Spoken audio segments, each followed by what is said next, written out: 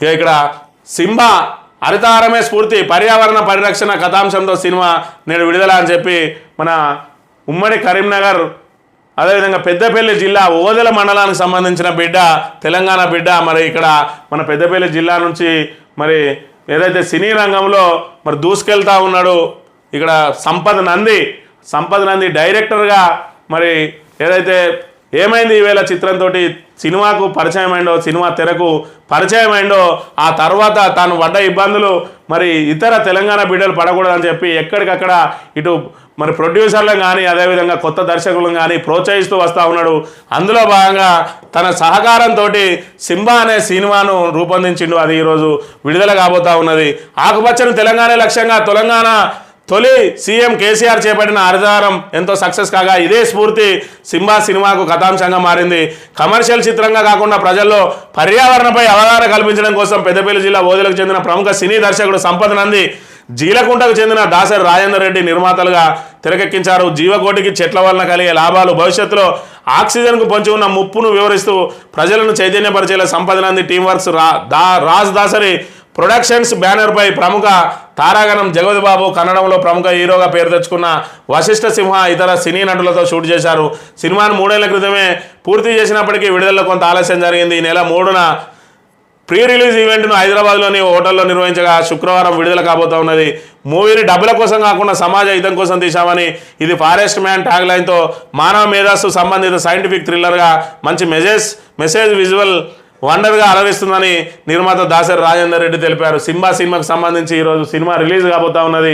గత ప్రభుత్వంలో కేసీఆర్ చేపట్టిన మరి హరితహారం కార్యక్రమం ఏదైతే ఉన్నదో అది 9 సంవత్సరాల పాటు నిర్విఘ్నంగా నిర్వహించిండ్రు. పల్లెలన్నింటిలో కూడా మరి హరిత విప్లవం చోటు చేసుకున్నది. దాన్నే స్ఫూర్తిగా తీసుకొని ఇది కమర్షియల్ సినిమాగా కాకుండా మరి సంపద్ నంది దీన్ని ఒక మరి విజువల్ వండర్గా రూపొందించిండు. ఏదైతే సమాజానికి ఎంతో కొంత పే బ్యాక్ టు సొసైటీ అన్నట్టుగా మరి సమాజం నుంచి హితం, మరి సమాజ హితం కోసం ఏదైతే పచ్చదనం అవసరం ఏదైతే ఉన్నదో మరి దానికి సంబంధించి ప్రజల్లో చైతన్యం నింపడం కోసం నిర్మించింది.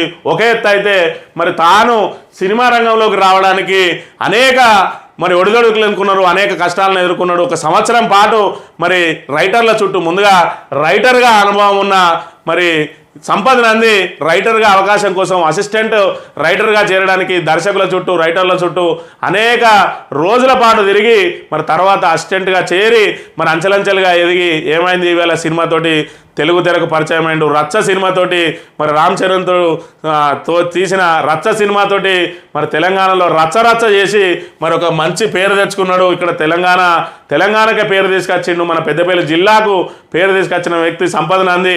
మరి తన తర్వాత తరం వాళ్ళు కూడా తనలాగా ఇబ్బందులు పడకూడదని చెప్పి ఎవరైతే మరి వాళ్ళకు మెలకువలు ఉన్న వాళ్ళు కానీ, మంచి స్టోరీ ఉన్న వాళ్ళు కానీ, దర్శకత్వ ప్రతిభ ఉన్న వాళ్ళు కానీ, మరి నిర్మాతగా సినిమాలు చేస్తా అని చెప్పి ఆసక్తి ఉన్న వాళ్ళు కానీ వచ్చినట్టయితే వాళ్ళకు తన వంతు ప్రోత్సాహం అందిస్తూ మరి అండదండలు అందిస్తూ వాళ్ళ కోసమే సినిమాలు కూడా నిర్మిస్తున్న పరిస్థితిని మనం ఇక్కడ గమనించవచ్చు.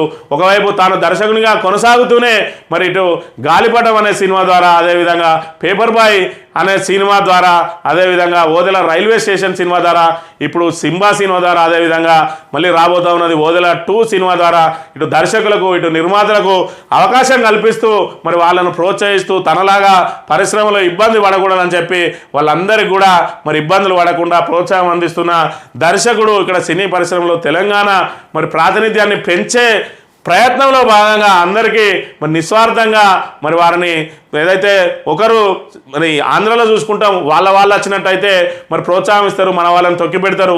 తెలంగాణలో అయితే ఖచ్చితంగా ఒకరు ఏదైనా మరి ఒక పరిశ్రమలో ఎదిగిందంటే వేరే వాళ్ళను రాకుండా చూసే ప్రయత్నాలు జరుగుతాయి. కానీ సంపద్ నంది విభిన్నమైన వ్యక్తి.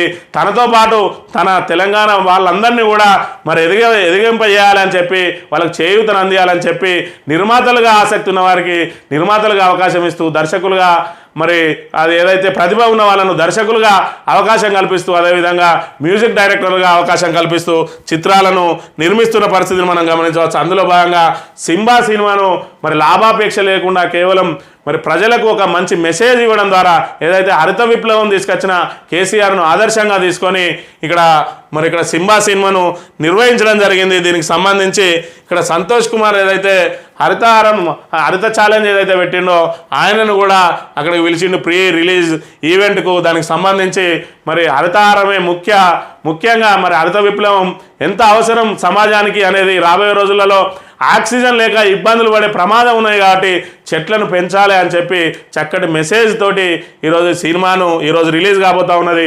మరి ఈ సినిమాను అందరూ కూడా తెలంగాణ ప్రజలందరూ ఆదరించి సంపదను అందుకే అండగా నిలిచినట్టయితే మళ్ళీ ఇటువంటి మరి సమాజహిత సినిమాలు మరిన్ని వచ్చే అవకాశం ఉంటాయి. కాబట్టి మన తెలంగాణ బిడ్డను ఆశీర్వదించండి. అందరూ ఖచ్చితంగా సింబా సినిమాను చూడాలని కోరుతూ ఇది ఈరోజు మార్నింగ్ న్యూస్. తిరిగి రేపు కలుద్దాం. Thank you very much.